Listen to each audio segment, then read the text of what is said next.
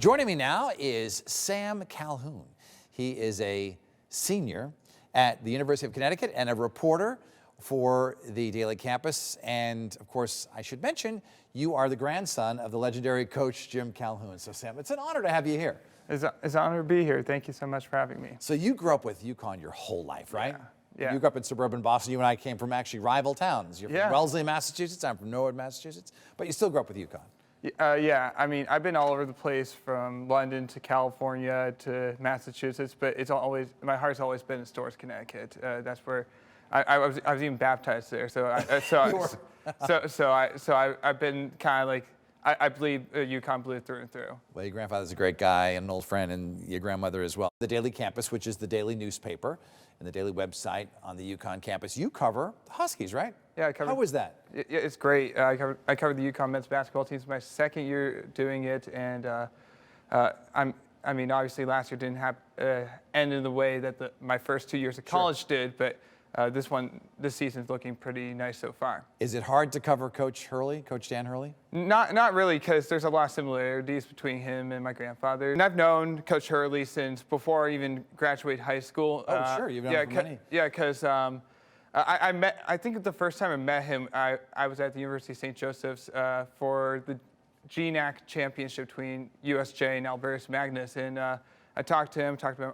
Andre Jackson had just committed, and we just clicked, and we match each other's energy pretty well, and that's been the same thing since I got to UConn. I'm going to ask you the $1,000,000 question. Do you think that UConn can win the national championship this year? I think they can. I think the non-conference schedule certainly showed that. I mean, minus the loss against Arizona, but they didn't have Braylon Mullins or Terrace Reed, and the most defining win, in my opinion, was the win at Kansas. I mean, you could probably count on maybe two hands of teams I could think of that won at Kansas. It's such a hard place to play, and for that to be your first road game and not have Terrace Reed, that was incredibly impressive. And that was also kind of like, that was Braylon Mullins' second career college game, and to do that and score 17 points against a team in an atmosphere like that, they have all the pieces that they can to win the national championship. It's very similar to 2023,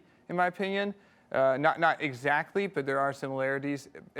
And yeah, just you can't really slip up with conference play. No. What do you want to do after you graduate? Have you decided yet or thought about it? I mean, I'm a journalism major, so at UConn you're taught like you gotta be super open-minded, but obviously the most ideal thing is to stay close to my family. I have family mainly in Connecticut, so I want to be close to them, and yeah, it's just been and I've loved my time in Connecticut. When I got to UConn, it's actually my first time really living in Connecticut. Yeah.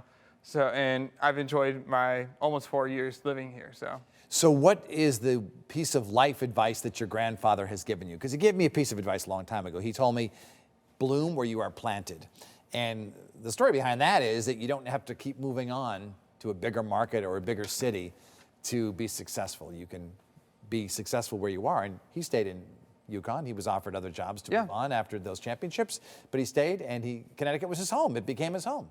There's too many to pick from, but I think the most valuable ones are the ones not given by him, but the ones that I've gotten to experience with him. Like I remember when I was at Ray Allen's Hall of Fame ceremony up in Springfield, and I got to meet with one of the other inductees, Steve Nash, and the one thing that I remember he said is still, and I was literally like a scrawny, like young teenager.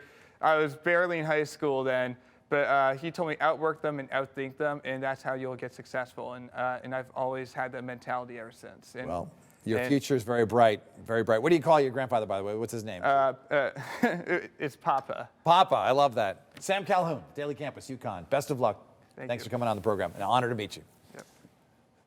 Sam's a great kid. Well, thanks for sharing your time with us for This Week in Connecticut. You can catch us here every Sunday morning at 10 o'clock on WTNH. Up next, Tom Dudchick and Capitol Report. I'll see you tomorrow night on the news.